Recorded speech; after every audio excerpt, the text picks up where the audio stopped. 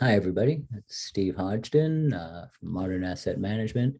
Today is the 23rd of February of 2022, and I'm going to talk about um, what goes in to make a good syndication.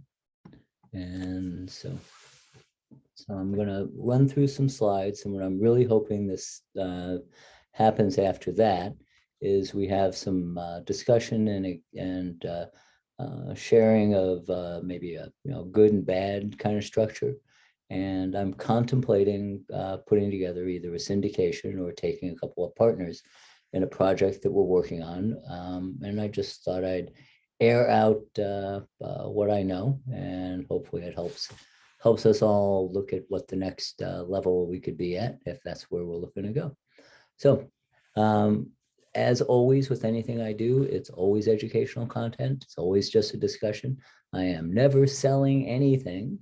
My phone number is down here at the bottom if you want to talk to me about doing business together. And um, so I got thinking about when I go into partnerships, it's more about the partner than it is the actual asset. It's more about who than it is the what. And there's people that I don't match up with. There's people that I don't. So the things I look for are experience. I look for somebody who has got some money and isn't trying to scrape together their first deal. It does have to be a good opportunity. I have to have something that I believe in. It has to have there's a financing piece. It has to be financing that matches the project. I had one where the financing ran out before the project was done, and that was an ugly mess. I've just talked about that many, many times. And something new that I've been trying to include is COVID got me putting, is there a disaster plan? 2 years ago at the start of COVID, my disaster plan was I panicked and I stopped doing anything new and probably missed a whole bunch of opportunity, right? And questions about, so we'll get into what other things people think I should look for in building a partnership and making sure that all our needs are aligned. And it's what makes a good investment, protection of capital. Will I get paid back? I have forgotten that in times. Got all excited about how much money I was going to make and how big something was going to be, and forgot about the downside risk. And again, I had to fight my way back on some of those, and several deals. I had a funding I did that's 4 years ago. Straight up lost $180,000 in it, and when the other side went bankrupt. So so we got to be careful. So risk management important, and figuring out what could go wrong. Seems to me that time is the biggest danger. I just hate when things drag out. So because things change. We had this project we're going to talk about is in Pensacola, and all it takes is a little thing like a hurricane to put things off for a couple of months, and we've seen that happen. So we need to at least get on the table that what do we do if the weather's bad, right? And then we want to talk about what's a good return. Is it 7? Is it 12? Is it 15? Is it 25? Is it, we're going to go play Bitcoin futures and try to make 100%? I also find that when I get sucked into the idea of big rewards, I forget about risk, and invariably there's something, so I try to control stuff with time to keep my risk lower. But also what makes a good investment is, do you want cash flow or do you want cash out? Do you want to have money in something for a long-term hold? Do you want to have quick turns? I finance flippers, and I want to be in and out in 90 days. And so it depends where you are in your investor life cycle. Are you building your assets, or are you at the point where you should be spending? And I think I've hit the age, and I've had some health stuff that have told me that maybe I don't have to focus quite so much on building building a capital stack, because there's a lot of gray hair, and there's no sense in building something that I'm not going to be around to use. So I've been in some deals. And this is an advertisement for a company called Thayer Monka. Bruce Thayer and Joe Monka have been running an apartment REIT business for 30 years. And my smartest investor friend got me to put some money with these guys. And I'm sorry I didn't put all my money with these guys. So those of you that are looking for a larger commercial structure, really go check these folks out. They've got a fund. I make nothing on this, of course. They've got a fund that I put some money in. They buy large garden style apartment complexes, typically built in the 80s, and they remodel all the units and raise the rent. And so if the place was renting for $1,000 a unit before, they'll put money in, raise the rent to $1,500, $1,700, and then we'll sell those typically on a 5 to 10 year hold. It's worth looking at their offerings just to compare to other offerings you see, because they have absolutely been the most professional. End of Steve, can you share your screen? Am I not sharing my screen? No way. All this time? You look good though. Oh, geez. Again, I did this. We should start all over again.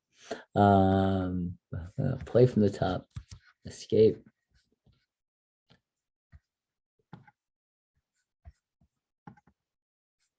Yes. Now we have a screen. Yes. Now we have a screen. Yes, and it looks beautiful. Okay. I worked on this for like minutes. So put this together. Okay, so you've heard what you didn't see. And basically I just read you the slides. So let's go do this again. We went over what makes a good general partner. Get away here. We have what makes a good investment for me. And for me, I'm looking for some cash flow and some appreciation sometimes. Sometimes I'm just looking for appreciation. But really I like paydays. So I like to see stuff sell. So I've been in some deals. I told you about Thayer Monka. That's how you spell Thayer Monka. I've funded a number of spec builds. I like the creation of new houses and things, but I have yet to have one that is finished on time, ever. It's always a little late, and sometimes there's real cash problems. We had one of the ones that I've talked about before. They took too long, and the loan, their construction loan got called, and there was a race to protect the investor position. I had to sue to get ahead of the first mortgage. Build to rent is the hot button these days. That used to be all people did. We built rental housing for people to live in, and it's back. I believe in inflation, and rent is part of inflation. Rent goes up every year, so I like if I have rentals, then I'm keeping up to some degree with inflation. Those of you that know me know that I buy lots of loans. We run a lending business, so that's our core competency. That's what we do. I enjoy flips because it helps me build cash to put into longer term projects. And I'm hoping that when I get to the end of this, people will share what their flavor is that they like. Okay, I thought everybody should pay attention that I've done some, I've actually learned a little about bit about PowerPoint, and we're having these slides fade in and out now. I'm very proud of that. Again, education, but let's play real estate syndicator. I have a project in front of me right now. I have people in messages. Share your screen, people say. Sorry, everybody. so, we have an acre that I bought at a tax deed. We talked about last month and the month before, and we've done some homework, and we think we can easily put a 12-unit townhome project there, 4 triplexes. And we think the all-in cost is about $200,000 a unit, including bringing in sewer and power and all that stuff. So our all-in cost, 12 times 200 is 2.4 million. I can go out and get a 65% loan to value construction loan, probably get a lot higher multiple than that. But you have to balance equity and risk with how much money you borrow. And again, how long the note is. If you borrow money for a year and the project, there's a hurricane and the project takes 14 months, there's going to be 4 more points to the bank and a lending fee and all this stuff. And pretty soon, and these kind of numbers, out goes another $50,000, right? So I'm looking to construct this, put this together so that I plan for a little higher interest rate, maybe 5.5, and that there's enough equity cushion that we don't go broke making interest payments to build or finance. So when I do the arithmetic, I think I need to have $800,000 in cash to run this project. We'll donate what part of our contribution will be the $100,000 lot, and we'll invest alongside the investor group, the limited partners, as have our cash in the deal too. And I'm thinking if I've got 100,000, 150,000 in my own money in it, then then that makes it that takes, I don't know if it takes the risk off, but it puts me in the same problem as other investors if something goes wrong. I showed you this before. That street is Joaquin. It bumps up against Lillian Highway, which is a major thoroughfare, takes you into the Naval Air Station. This is a sought after neighborhood that's getting a lot of development. So we're just one of many projects that are starting down here. We're making an effort to see if we can buy the trees that are on the left side of the picture there, or below the picture. See if we can get a larger piece of property. Since we're already be there, maybe we can build 40 units. We'll find out. But again, there's lots of new construction around, and there's lots of Navy renters if you decided you want to keep this as a whole. Renting to the military is just great, and they have a steady paycheck, and it's in the Navy's best interest that their soldiers are good bill payers. I thought I'd just stick in one picture to say that we're this far along. This is what's being proposed. They're 3-unit buildings. Of course, the end units would be more valuable at sale than the middle. We think the market prices are somewhere $250 maybe for the middle one and $280 for the corners. So there's if you build for 200 and sell for 275, I think that's okay, right? But you'll tell me. So it'd be 3 of these built, 4 of them in a long row along that property. There'd be a new road, new parking. Each unit's about 1,300 square feet. There are 3 twos. And like I said, current market value, depending on finishes, could be up to 300,000. Or by the time these would come to market in a year, inflation may take it past 300,000. One of the things I want to talk about is, what's your experience in revenue shares and transactions like this? I've been in 3, and that are like this, along with a bunch of JV deals. And one of them was a 7% preferred return. The syndicator got 10% once that threshold was met. So that then payments were split 90-10 between us and the syndicator. But the syndicator got 50% of the profit when the property was sold. And it was an apartment complex, and they was supposed to be like a 5-year hold, and it was done in 3. No, that was a mobile home park. I've done another 8% preferred return where the investor got 75%. It was a new person, so they were giving up a lot of the upside because they didn't have a strong track record, but they got 25% of the profit, and they got some operating expense money along the way. Another one was an 8% pref. The syndicator got a 10% investor ownership in the group right away. So they without putting money in, they became 10% of the limited partner group, and they got 25% of the profit. So they had a 10% interest and 25% of the overall. And it's straight 50-50 deals. I think we all see those, and that everything I've done that's been south of $100,000 has been a JV partnership, 50-50 or close. So I'm looking for your experiences, what you've seen, and what would make something interesting to you. So, and then I yell at you again on purpose. I'm not asking for money. This is not a solicitation. We might self-fund this, borrow a little bit more money, or take 1 or 2 partners. That's likely what I think we'll do.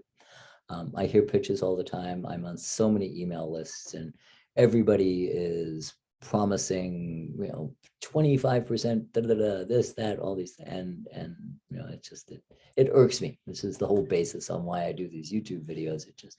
It irks me that nobody ever talks about what could go wrong. So this is a chance to talk about how we can construct these things. I'm available to talk about this one-on-one, and if you don't want to share a horror story in public like this, please call me or email me and tell me what troubles have happened to you. But it says, what's my target in this project? Like I said, it's if it's simply build and sell, it's build for 200, sell for 275, and that's a $900,000 profit at the end of the line. Or these units will rent for 10 cap, $2,000 a month. Against the build of 200, then ownership value of 200,000 is a pretty spicy return for brand new rental stock. And that it would be very easy to lever that, borrow 2/3 of that, pay back investors too. So that would be easy to do. But that's not there. I'm not making a promise. This is not anything other than by the time I get done, if I hit these numbers, we'll be really happy and know that we did a good job. So, but that's my financial reason for doing this. What could go wrong? No, again, nobody talks about this. What if we went into a depression? What if we go to war with Ukraine? What if we had this like virus thing, right? And even without that, the boom and bust world of developers is legendary. You can make incredible amounts of money and lose the same. What happens if you can't finish the project? Probably should have some key man insurance on the general contractor. Then you probably should build a structure that has a completion timeline bonus and a penalty. I've done that, where if you don't finish on time, you don't make any money. So we tie the builder to a revenue share. Getting the builder to put some money in is even better. What if you have a bad construction estimate? So you've got to have the right experienced people that can bid things. Those of us that are around construction materials, what's a 2x4 cost now compared to where we were 2 years ago? This is in Pensacola, Florida, in the Panhandle, and while they haven't seen the same giant swings in price of labor, labor has doubled, not tripled. And getting workers is tough too. There's building is just bananas down there, like because there's this gigantic migration from north to south. There's always long-term liability in new construction. If you build something badly, years and years later, it can come back to haunt you. So, and I'm not a fan. Well, am I I don't know.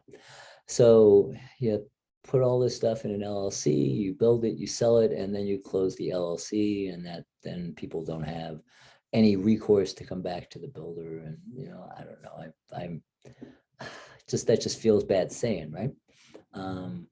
What could go wrong? Time, right? Things take more time than you think.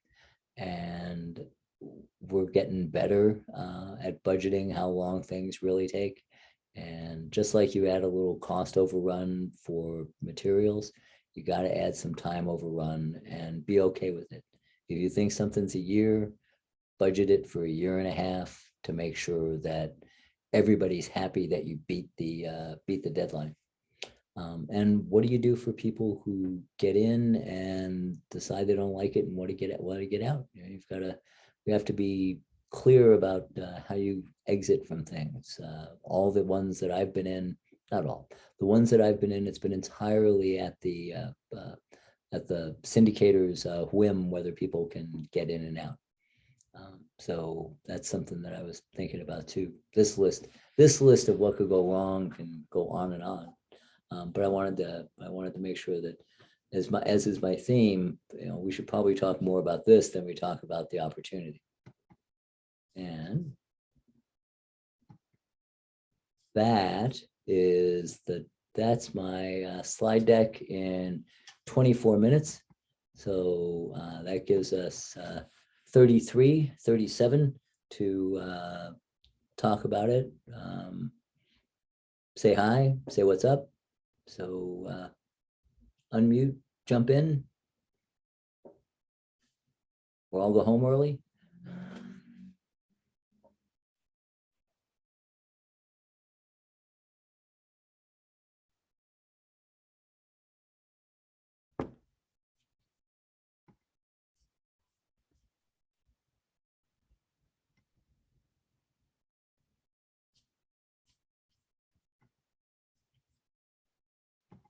No, really? Nice PowerPoint.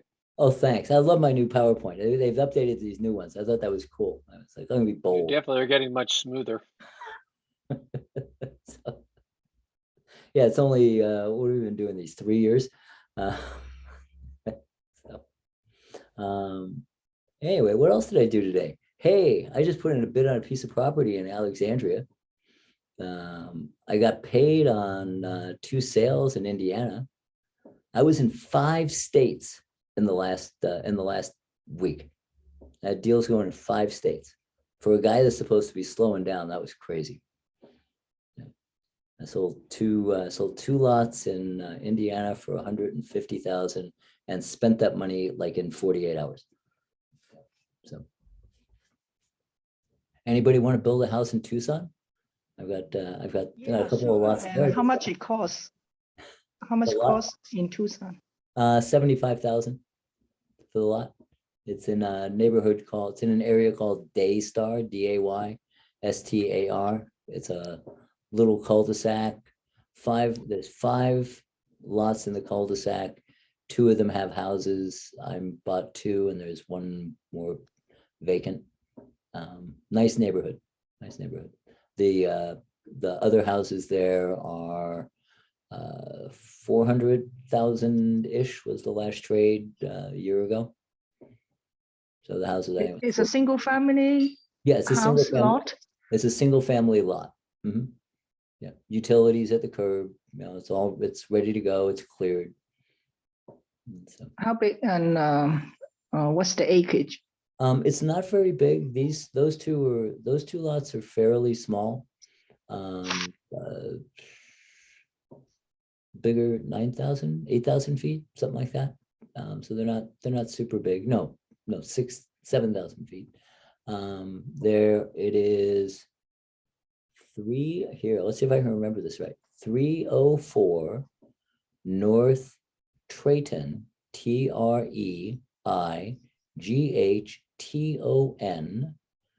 John, Jon, Place. Oh, I don't need the detail of the address. I don't need. I'm just curious to see what's the cost this day and for getting a new construction house, Mhm. just for comparison purpose. Yeah, and it's I've done other stuff in Tucson in the 20s, 25 that are further out of town. You've got to put in a septic, that kind of thing. So it's Tucson, like every place, like not every place else, but Tucson is going, bonkers and new build. I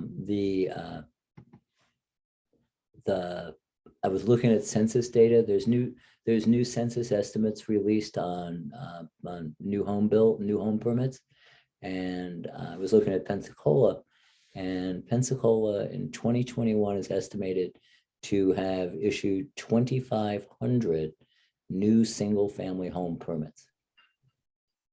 Right? It's a town of 60,000 people, so they're going to build 3% more properties in a year, or I don't know how many houses. Well, if there's 60,000 people, there's 40,000 houses or 40,000 addresses.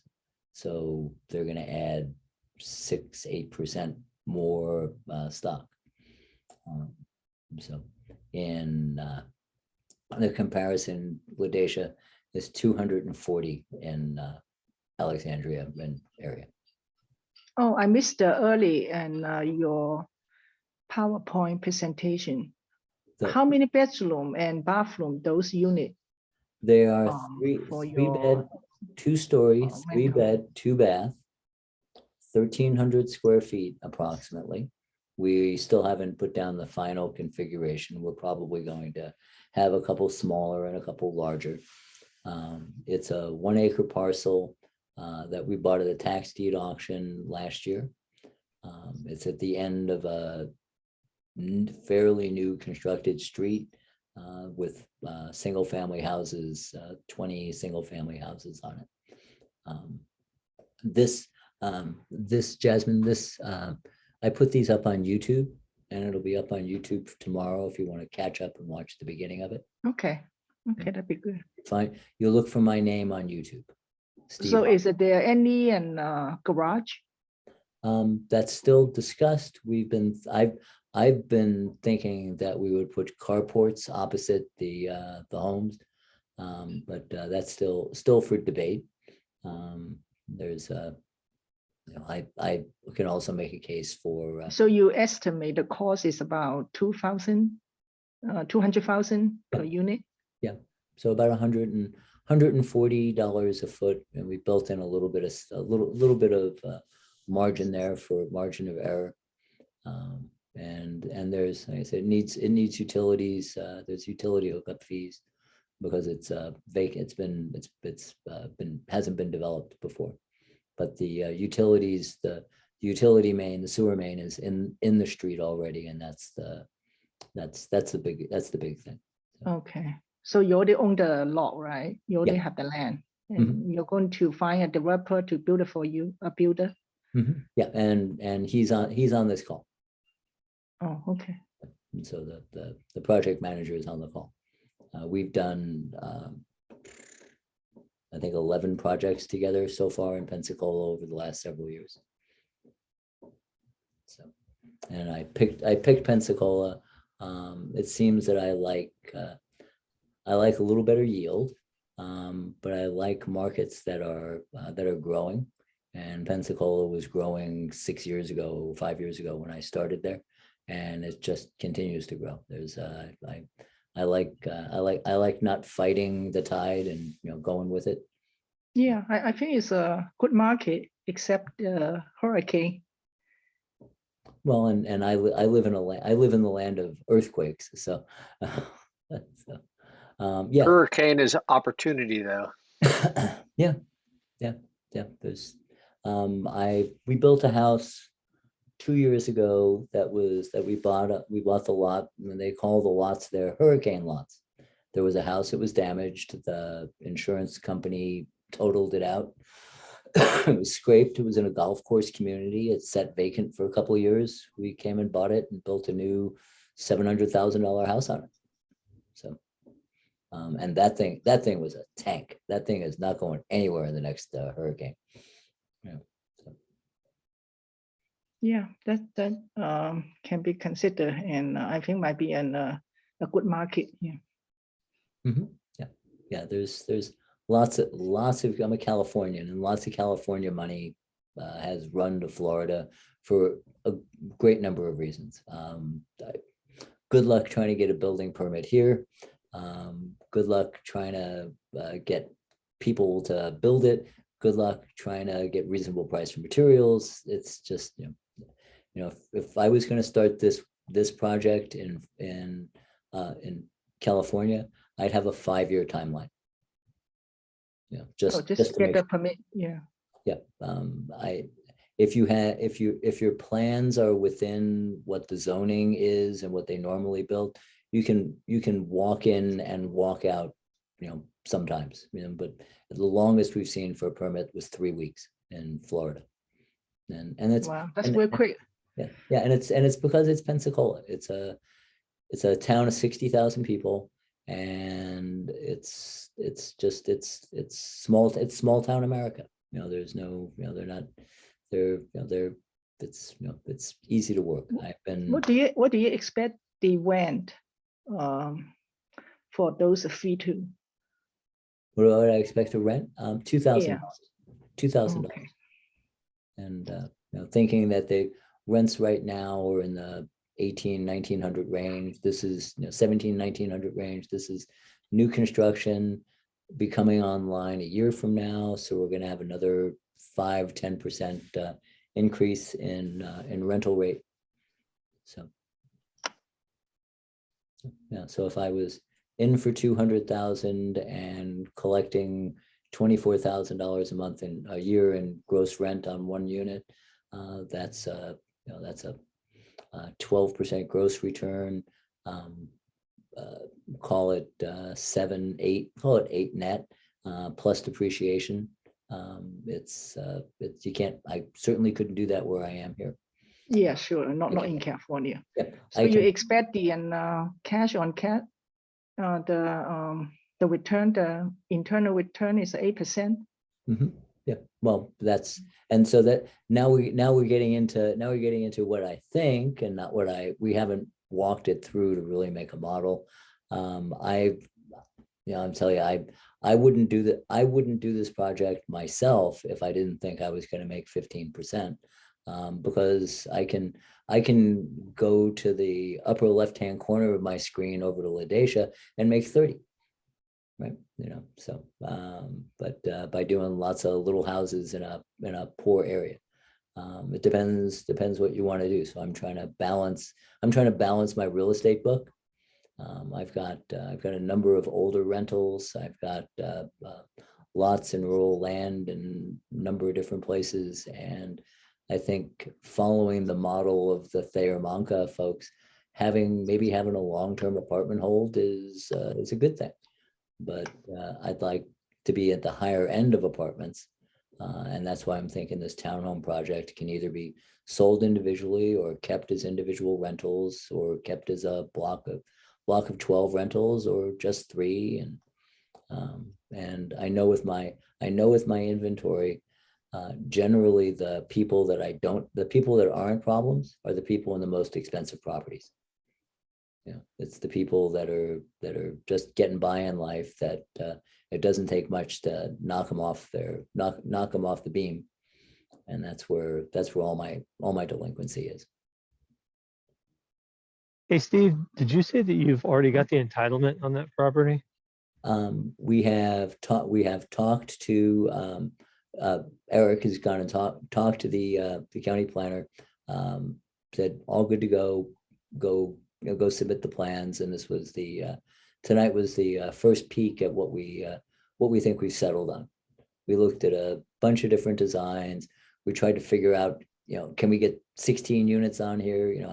How tight can we cram it in? And decided that 12 would make a really nice, attractive environment. So that's why we thought.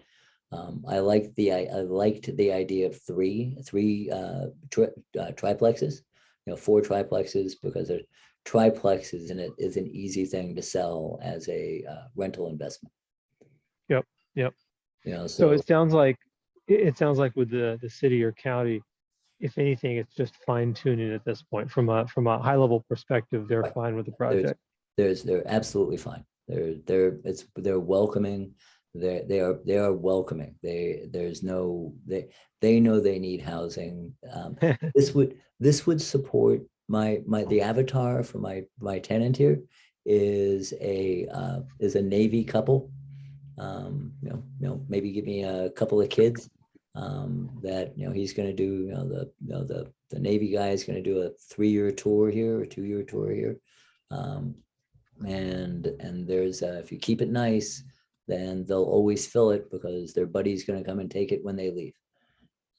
Yep. Hey, How Steve, far is it from the base? Yeah. Oh, I'm sorry. it's about 15 minutes from the back gate of the base. Steve, if you can pull up the photo that you started out with that had the arrow of the lot, Okay. I can explain a little bit of stuff there. There's a builder. Part of my interest, my name's Eric, I'm talking right now, is if you pull that picture up, you could almost see where I live. So I can literally walk to this project. So the time to do this is going to be very easy and it's going to be extremely hands-on. But there's a builder that just recently bought, I'll show you guys on this photo, literally across the street from where I live, a block on Lillian Highway. And he has literally just cleared the property and he's about to build, I think it's 11 $390,000 to $450,000 houses. The last project he did, which is 1 block away, where he did the exact same thing, that one, number 6. Okay, Steve, put your cursor just to the left of where the L is on Lillian Highway. Okay, so if you slide there to the left, the next street over, that section along Lillian Highway, just this is up is north in this picture, right where you're going, Steve, perfect. He bought that from Lillian Highway, from Joaquin, which is the street in the middle, to the street over to the left, which is just off the map. And that part is now cleared. The entire part is cleared. And he's going to build, I think it's 11 single family homes. We actually looked at that piece, but it was a little more than we wanted to go into. And he'll have them, he just finished this 1 block over, and 100% of the houses were pre-sold. They never even got to, they had them listed as they were building them, and they're all already sold. And they haven't finished one of them yet. There's just such a massive demand right now, not only for new construction, but for rentals. It's virtually almost everything that seems to be being bought is by people that are moving here for principal residence. All the realtors that I talked to said, yeah, another owner moved here, another owner moved here. I can't really explain it. I was talking to Steve earlier, but I guess it's, of course, we live in the South and everybody wants to live in the South. It's warm. I was just visiting a friend up in Maryland and it was 20 degrees and it was 65 degrees here. And the cost of living is reasonable, but it's just crazy, the demand. But just to give you a little feel, and then at the very top of the page, you see a little bit of brown there. That's Perdido Bay. And it's a huge bay. On the other side is Alabama. If you drive to the left here, about a mile, you'll cross over into Alabama. That's to the left is west. The base is to the right down Lillian Highway or to the east. And it's a very, very easy 10-minute drive. If it's heavy traffic, it's 15 minutes for the military guys to get to the base. So it's right where we have, really hoping what Steve was talking about earlier. There's 3 pieces that abut this to the south, which straight below the Joaquin.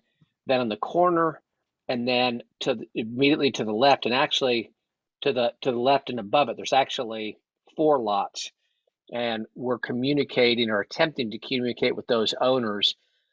2 of them are completely landlocked, so they can't even do anything with their lot without going through somebody else's lot or without going through us. So we're hoping that we can expand the project, and then we're going to go from having a really wonderful project to something that's off the chart, because the building, and Jasmine, you'd asked, or somebody, no, I'm sorry, somebody asked about the infrastructure cost.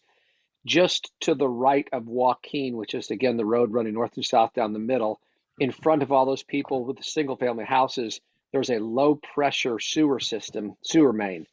We've already got clearance with ECUA, which is our local sewer company, or sewer provider, I should say, to go under the Joaquin Road, which is really not that expensive, to tap into that low pressure line. We have to use a grinder pump. It's not really a big deal.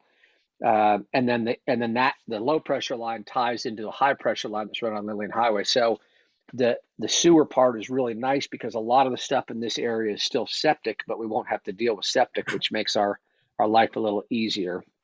So, I mean, I'm excited about the project just because the demand is so out of control. And as Steve said, we've got 2 really great options, either to sell them at the end and make probably by the time we get there over $1 million, or hold them as wonderful rentals with just a terrific rental market right now that's not going to go down. The base here and Navy Federal Credit Union have just massive presence, and both of them have just tons of people that want to rent. We just finished up, Steve, I should have sent you a picture, because I remember the other day a couple of months ago, you were talking about the Americas project. Those 4 houses that used to be a disgusting, horrific trailer park is now, the appraiser actually called me and he said, there's nobody that's building entry-level homes the way you guys are doing it. It was just, it came out beautiful. And he said you should really contact the county about doing stuff with them, because you've resurrected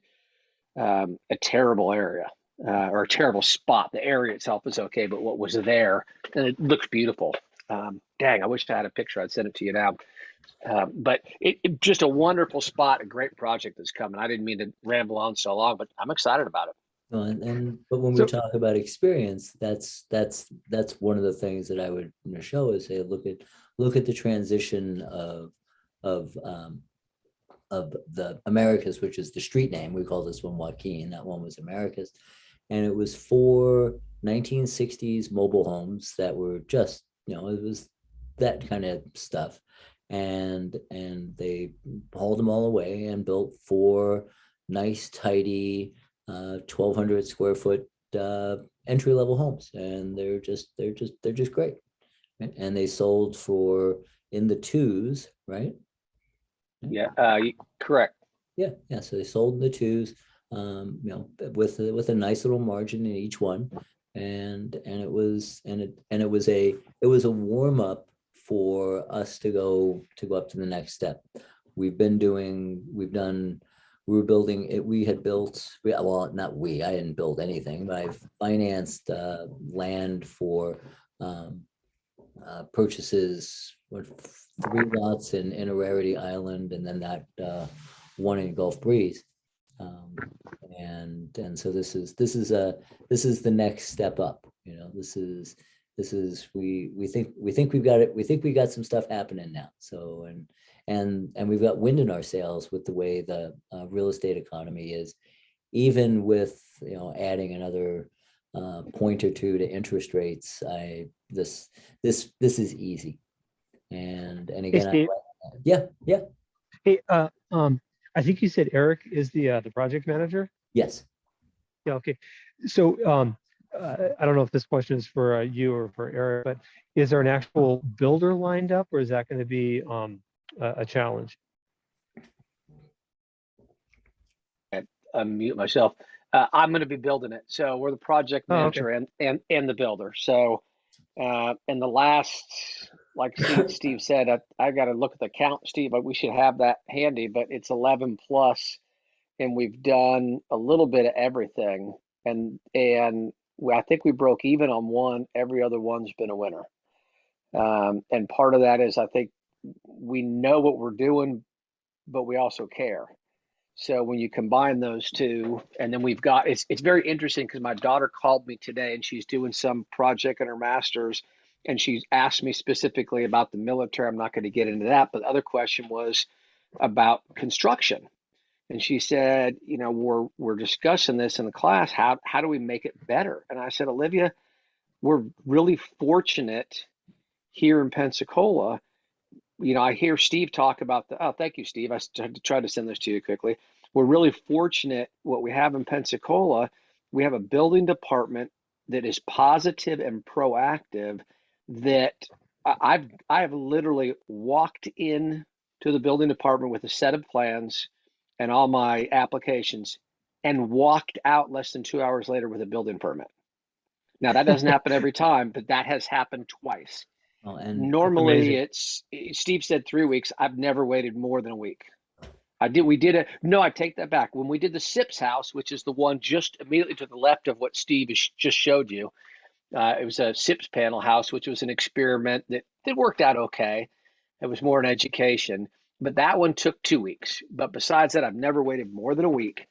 That the building department here is much more of a mentor and a helper than the cop and the antagonist. They're just super proactive, and they're having issues with COVID like everybody is, and workers and this, but they help. When we How have to get refreshing. permits, I'm sorry, go ahead. No, I was just saying how refreshing. It's not like that Oh, around here. it really is refreshing because there's other counties that are really not as easy. The guys that I team up with do a lot of stuff in Santa Rosa County, which is immediately a little bit to the north, but mostly to the east of us. And it is significant, and they're nice there, but I don't know if it's staffing. I think that may be part of it. When I call for an inspection with this house that Steve just showed you, this brown one, or excuse me, Cocoa, I called yesterday at 4 p.m. to ask for the site inspection and the building final. It's at 4:30 today, less than 24 hours plus 30 minutes. I had my certificate of occupancy in my hand. I mean, it's just fantastic. unheard of. So usually an inspection is usually 1 day, rare case 2 days, but never waited more than 2 days. So again, we're just fortunate. And this house, the Cocoa one, we didn't have a sign up, and it sold. We got a realtor called and said, "Oh my God, what are you guys building? Can I get into it?" And I said, "Yeah, here's the lockbox code." And they went in there and said, "I have a buyer. Can I give you a contract now?" Sure. We don't even have a price yet. Well, just let me know what it is. And everything we've done so far, we kind of tend to price. We go to market, maybe go a dollar or two less. But what we're building up to this point, we haven't decided how far. We haven't decided on finishes on the townhomes. I mean, there's still a lot of stuff we have to fine tune. The nice thing is we can fine tune it pretty quickly. But that one, so the person was that they were static. That one, the townhomes we're going to do 9-foot ceilings also. Just a few little details. That's a little bit more expensive for this area. Again, I can't talk about other parts of the country, but just a little bit of the little extras. Just people snap them up, because if you're at the entry level, that's not what they're seeing. I was telling Steve, and it's not a direct comparison, but about 5 miles down the road, a little closer towards the beach, this project that the developers, they've been working on it for 10 years, and I don't know what happened, but all of a sudden they got approval, and they are building not townhomes, they're single family, but they're 2-story, but you can touch your neighbor. I don't even know how they got it through. You can touch your neighbor. They're that close. And I think they're starting at 4, and they're 200 square feet bigger than what we're planning on building. And it is 10 minutes closer to the beach. And they say it's on the water. Well, you go over a 300-foot boardwalk over some swampland that I don't want to walk over a boardwalk over 300 feet of swampland. And then you're on the water. But you certainly don't want to swim in that water, okay? Because there is alligators there. Okay. And you certainly can't bring a boat into it because it's like 2 feet deep. And I don't, and they have sold, I think, I don't know if they're sold out, but they've sold over 50 houses there, if they call them houses. And oh my God, they're terrible. And they're at 4.7. I shouldn't say that because maybe somebody's on this call, but they're not good. And they're selling at 4.75 as fast as they can build them. So we just got to get more land and build more and move faster. Yep. Did I answer your question? It is, but it is refreshing that we've got a Yes, you did. department that it's nice to be able to have people. And I can tell you this other thing about the inspectors here in the building department. If you got a question, it's not, oh my God, what are you trying to do? It's, hey, what can we do to help? You know, how can we help you to get this project in? And I think part of it may be it's the South and people care and want to help. Part of it may be that there's just such a demand right now that they're doing everything they can to help people that are working good projects. I told you about the guy that was at the end of the street. If you go back to the Lillian Highway and go not 1 block over, but 2 blocks over, there's a road that goes south almost, and if you go a little further south, literally, if you could throw a baseball pretty far from our Joaquin property, if you throw it if you go just to the left there and south a little bit, so come down, Steve, where the S is in Modern Asset, about right there, maybe where the 596 is, where your phone number is. They're building I think 125 unit subdivision there, and it's somebody finally got because south of there's nothing. There's an old seaplane base that Perdido Bay that you're looking at winds around. It goes off to the left and then comes down, and it's all government land. And there's a big school in this area called Pensacola Christian College, and they've got, I don't know, 500 acres next to this enormous base that was a seaplane and a land base. So there's no place to go, and if you go a mile to the left, you're in Alabama. So it's just, I need to stop talking, man. I'm excited about this project. we got to get another one of those lots. I was going to ask you about the other construction in the area. You said that there's 125 unit development going on right there in that corner where his cursor was. Yeah, it's 2 streets to the west, and then it's slightly south of us. It's basically at the end of the street. Okay, and so you don't see that as a risk to filling up? That project will be sold out. Yeah, absolutely not. There is such a massive shortage of housing. That's just another drop in the bucket. So if there's a single family house around the corner for 450, then I like being the $300,000 alternative for somebody who can't reach that far. Yep. I'm the same way. I like that. Yeah. I've learned my lesson. You go back a couple of years in my videos and you'll see a video for the $7 million property in Bel Air in Los Angeles. That was just, that taught me never to build, it's just not me. I like meeting people where they are. And there's lots more people for a $2,000 mortgage payment or rent payment than there are for a $30,000 a month rent payment. So. For sure. Yeah. I remember those stories. Yeah. And so, and that was part of my ego getting in the way of my calculator. And so. Steve, you said one other thing that we haven't talked a lot about, but my architect actually brought up, and part of the reason for the triplex plan is we don't really have 2 options. We've got at least 3 options, because not only can they be sold individually, they can be sold as a triplex in addition to be held on as rentals. So that was part of the reason for that. And as you said, we'd love to get 60. The zoning allows us to put 20 on there, but what we do, it's not what we want to do, because they would be cracker box, very cheap units. So the max we can do and still have a quality project is that number of 12, which they would go all the way down one side. Somebody, I think Jasmine had asked about a garage. Right now, the plan is not to do a garage. That might change. But with what we're trying to accomplish, there really isn't room for it unless we put the garages in front of the townhome. And we just don't like that look. We toyed with that.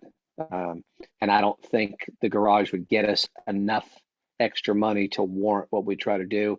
And again, the demand, we don't need to put a garage in there to sell them, and it would complicate and probably reduce our profit slightly based on what we've looked at so far. Mhm. Yeah, and again,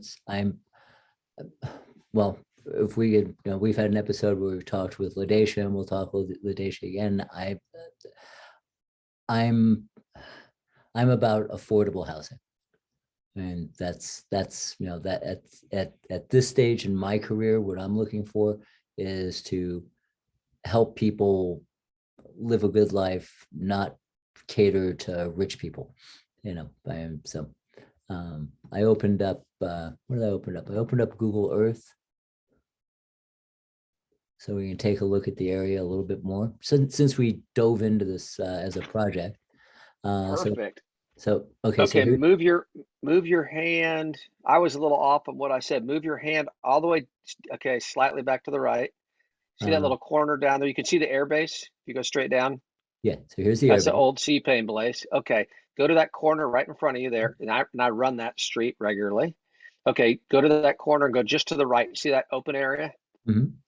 And then go up to where you can see the turnaround. That whole area is where that subdivision I was talking about that David was asking about is going in. And interestingly enough, you don't see it. The Google Earth is, yeah. Okay, good. So that's That whole area, from there to that house. So this is all this. So Yep, this is yep. this lot here. So all of this Straight, yeah, partially up to the clear. house. Keep Mhm. going that right to that house right there. That's all a new subdivision now. Yeah.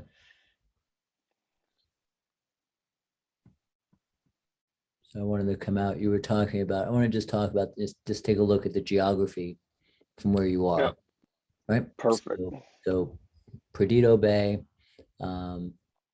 This is Alabama. That's Alabama. This is Alabama. Correct. Orange Beach is down here a little bit. Right? Yeah, Orange Beach is pretty far, Steve. If you're Okay. going to go to Orange Beach, if you go down, zoom out a little further. I'll tell you the subdivision or project I was talking about. I'm not sure if it'll show up. A little more. Okay. Come to, yeah, it's a little further than it. See where it says Perdita Bay Golf Course? No. Come down a little bit. Oh yeah. Uh-huh. Right there. Okay. Come slightly left. See that intersection right there? Zoom in there if you can. 1 or 2 clicks.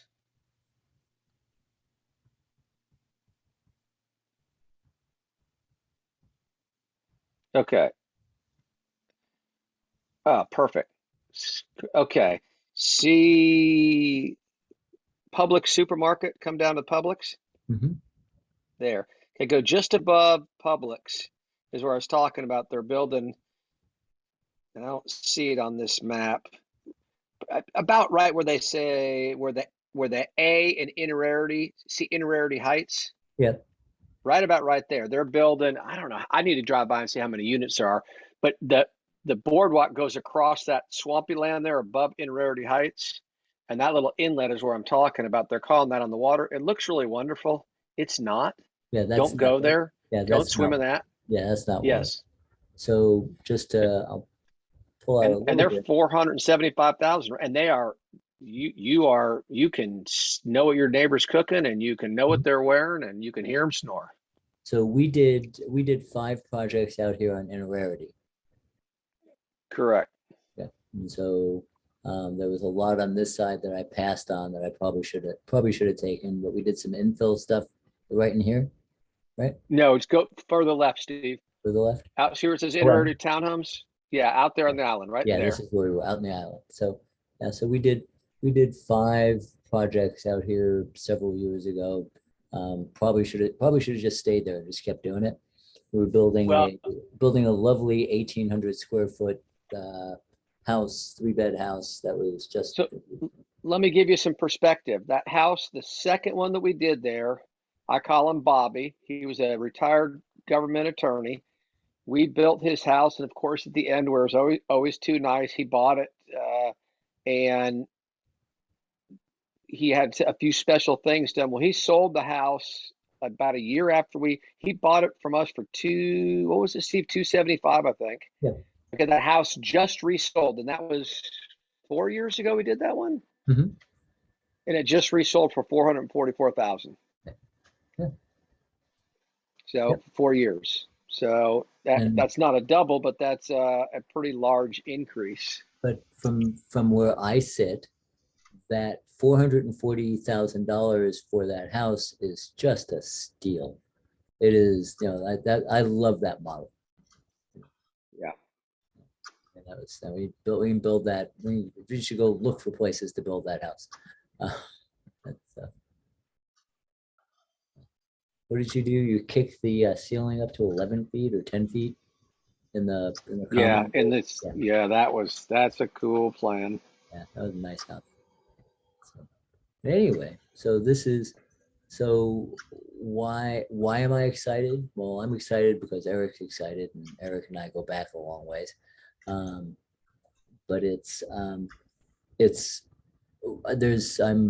on a wave, I think. I think it's not we're just one of many. Pause right there for just a second, Steve. I don't mean to interrupt you, but go up to the road in the center now, just to gain perspective. Go left to the next road. No, left, other left. This is Juan. Follow Juan all the way up and scroll the whole picture down, I don't know, an inch. You want me to go this way? Grab it and scroll it down. I'm sorry, the other way. You want me to I go never know what's up or down. like this? So the zoom size is good, but drag the whole picture down so we can see more at the top. A little more. Good, right there. Perfect. Okay, perfect. Quit moving it. Now slide. Nope.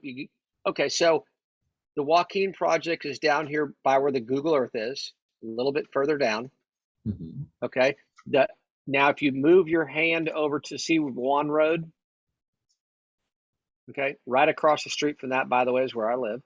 Okay, but if you go on Juan Road, and the section that I told you that the builder just developed is go to the pool house.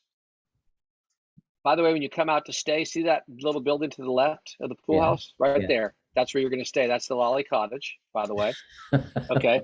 But this whole place right in front of you along Lillian Highway to the left of that pool house, a builder got this thing. Scroll it a little bit. Good. From that driveway to the street there, he just put, Cindy, are you in here? I think he just put in 6 houses along there. In this block Okay. here. And then he did 5 more along Bronson Road. Okay, so those are all houses now. They were all over 400,000. They're all sold, and the 6 along the Lillian Highway, they're not even finished yet. They're all sold. Okay, the next one that he just cleared is from Juan Road back to Joaquin, again, all along Lillian Highway. And I can't remember the number, if there's 12 or 13, 11 that he's putting along there. They'll all be pre-sold. And those will all be over $400,000 homes. And they're on a main highway. Yeah. And so if you're competing in a $400,000 neighborhood with a $300,000 product, you're gonna find more. You're gonna find buyers. So all this has been built, all this is going to be built. This becomes a more and more robust neighborhood. It ruins the neighborhood for your peace and quiet. And this is, so where do you go? You go across Lillian Highway down to the water here? That's me. Actually, come one house to the right. That's my neighbor. That's the pool house. There's the office right there. And then come straight across. Okay. That driveway right there. Mm-hmm. Here. So I can walk. So it'll be nice if, depending what we end up holding on to. Rent will be easy. That trailer that shows there is gone.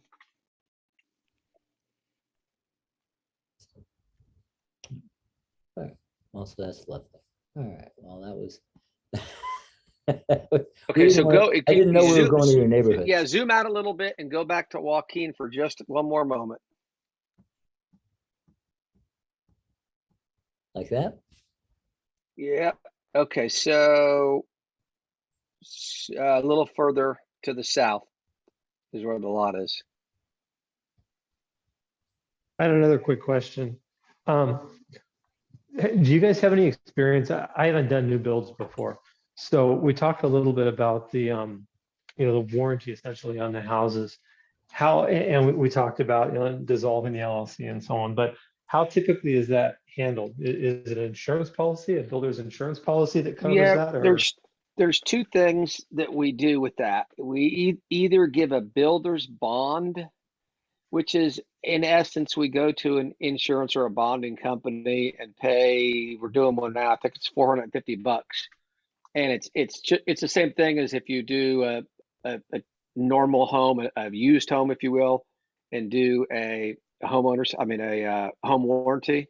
It's really pretty much the same thing. It's just they call it a builder's bond. It's very easy. There's two companies we do them with. So I'm in California, and at least in my area out here, it's a 10-year period that you have to basically provide coverage or warranty, essentially. Yeah, and you're absolutely right. It is a 10-year builder. It is a 10-year bond. The first year is 100% everything, and then after that it prorates. So, but yes, you are correct. But it's I haven't gotten the quote back on the one that we're doing for the brown house that we were just showing. But it's in the big scheme of things, it's relatively inexpensive. I think it's $450 or $475. They check our credentials, no, total up front. We pay it once. It's a one-time bond. Yeah, one time. Whoa, $450 for a 10-year warranty? Holy cow. Well, that's great. The new construction's really easier than fix and flip. I mean, I've done probably just shy of 100 fix and flips over the last 30 years. And the new construction, it's hard with subs right now, but if you pay people on time and treat them with a little bit of respect, it's really not a problem getting subs right now. I mean, we have some challenges. We had some challenges on the one we just built, but we were finished in time. I mean, I talked to a lot of people that are struggling. They can't go. And it's like, if you just treat people well, we have a nice team. People show up, they do what they're supposed to do. It's not perfect. There's little last things we got to take care of, but we're not having the problems that a lot of people seem to be having. Fix and flips are fun, but you don't know what's behind the wall. Oh man, I didn't think I had aluminum wire, and I looked at that. Oh crap, it's aluminum wiring. Okay. I didn't, oh my God, it's got polybutylene pipes. You think you saw stuff, or you think you did the proper home inspection, but you miss things, or everything's fine, and then all of a sudden something settles and you have concrete. I mean, it's just the new construction really. Oh my gosh. Don't talk to Steve about Lincoln and having to do plumbing, 50 or 60-year-old plumbing that somehow collapsed and we had to redo. So the other question I had was, do you guys have any experience setting up and running an association, at least until, all the units would be sold, assuming a selling strategy? I'm investigating that now. I've got a great architect that has been here forever and knows everybody, and he's kind of my go-to, and he and the engineer have been working together for at least 30 years. And I talked to him about that, and I've had just some initial discussions. Part of that is I want to know how we'd put it together. It's not going to really be that challenging, but and we have to have some form of association, because with the sewer system that we have to provide, it's going to be a shared type system. So that's going to require some paperwork. It's going to require some attention, but it's really not a big deal. So I can't answer the question because we haven't done it, but it's not going to be very difficult. Okay. Thank you. Yes. We're done looking at the picture of Joaquin. I'm going to stop talking. Okay, you're gonna stop talking. Yeah, I mean, we're in overtime now. I only work till 7. Yeah, so, and I only put it, I'm not allowed to put in 12-hour days anymore, only 10. So, Let me just say this though. You had asked the question, how do you get to where everyone prospers?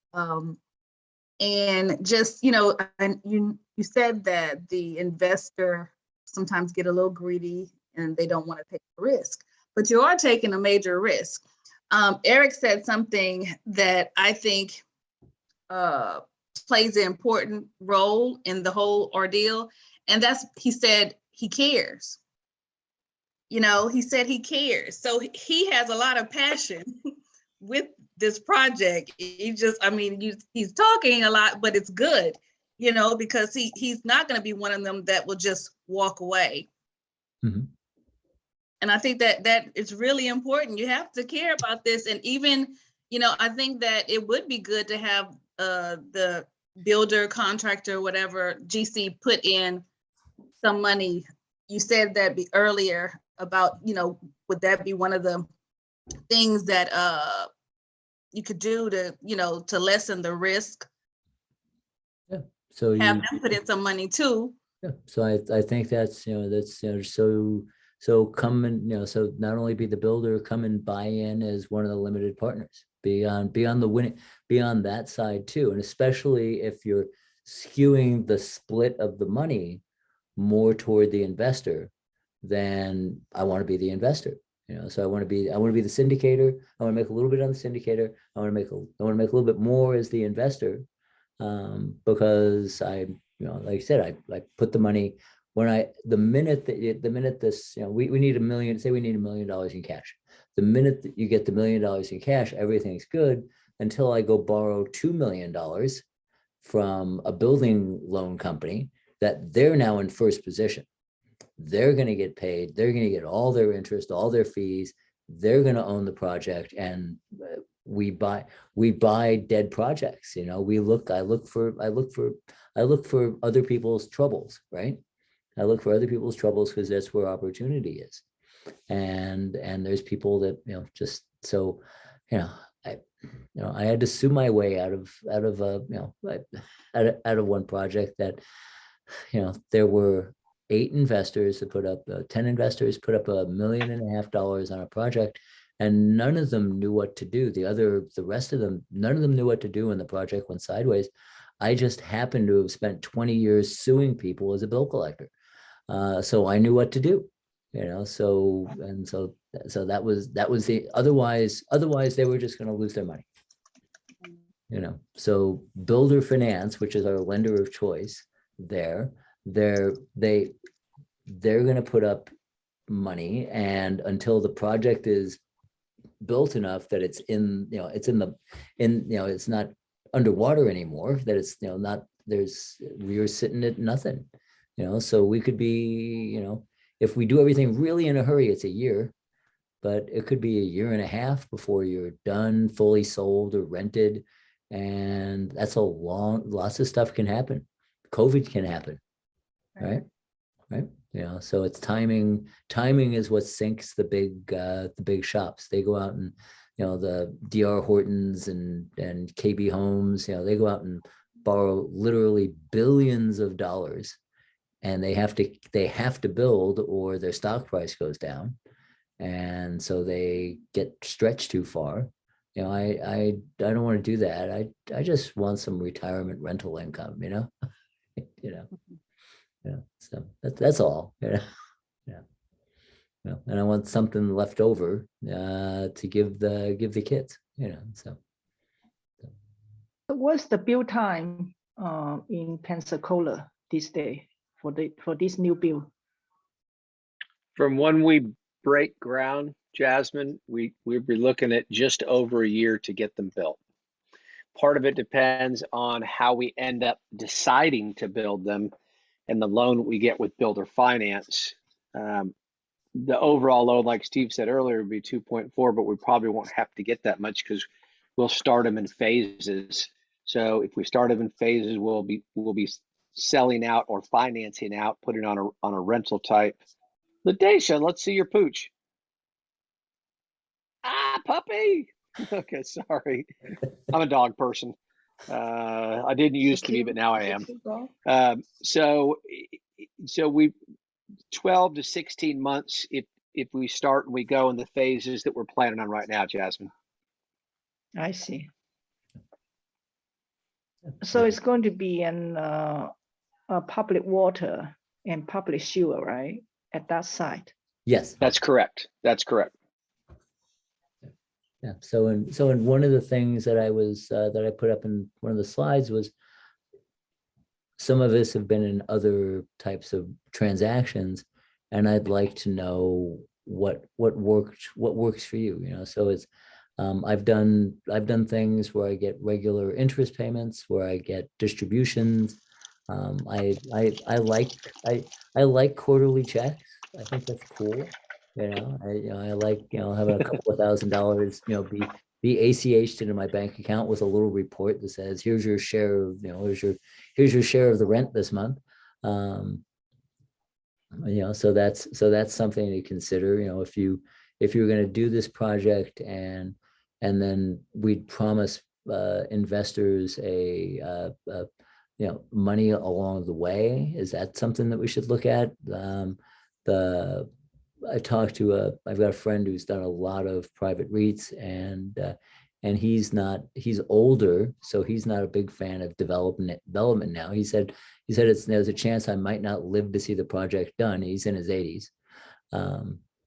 But he says he likes to see the money. He likes to see a quarterly dividend or distribution so that he knows they're still there, right? So we would have to, if we were going to do something like this, we'd have to build in the budget to, make I don't know, whatever the number is, a 5% payment to the limited partners along the way, so that we all knew that we were okay, So again, my full-time job for the last 30 plus years has been running accounts receivable businesses, and I live month to month. I live for 5th of every month. How much money have we gotten in? That kind of thing. So that works for me. So in that model, there would be distributions, even though there's no revenue coming into the project? It's for discussion. It's for Yeah. discussion. Is that something to, you're getting back your own money, right? And indirectly. Exactly. Yeah. Yeah. So that's a thing for the handful of, if we did this with a handful of partners, then we've got to look at what each individual's needs are and match them up. And match them up. But that's the mobile home park that I just exited, and it turned out okay, but I didn't like it. Because they kept some money to do some add some more units. They had some blank spaces, and then they ran over and they didn't distribute. They said, sorry, we don't have any money to distribute. And that was at that point I was like, I'm never giving this guy a nickel again. Even though it was a tiny amount of money, it's just, you promised to make a distribution every quarter and you missed 2. We're done now. So there's, so that's something that, as I think about the things that have bothered me, that was one that, well, obviously it still irks me.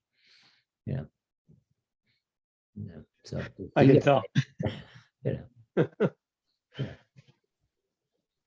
So, but that, So for me personally, a phantom distribution, is not as important. mhm.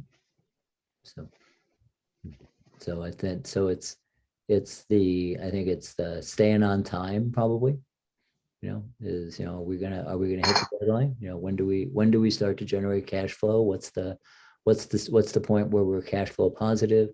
We'd have to arrange it, if we're going to keep, say we get the other acreage and now we're building 36 units. How many, would be the intent to keep as rentals? I think about some maybe should be rentals and maybe some should be sold outright, so that there's, the neighborhood has some ownership in it. I don't know.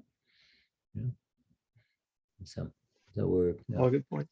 yeah, but I'd sure like some of that wooded area to come available. And so we're trying to get a hold of those owners. And Eric, I should probably help do that. I can find phone numbers pretty easily. Yeah, you are definitely better at that than I am, but I'm good at sending letters, Yeah. and my letters are nice, but maybe they're not demanding enough. Yeah. So, I'll okay. forward the initial information to you so that you can do what you do. All right, good. So.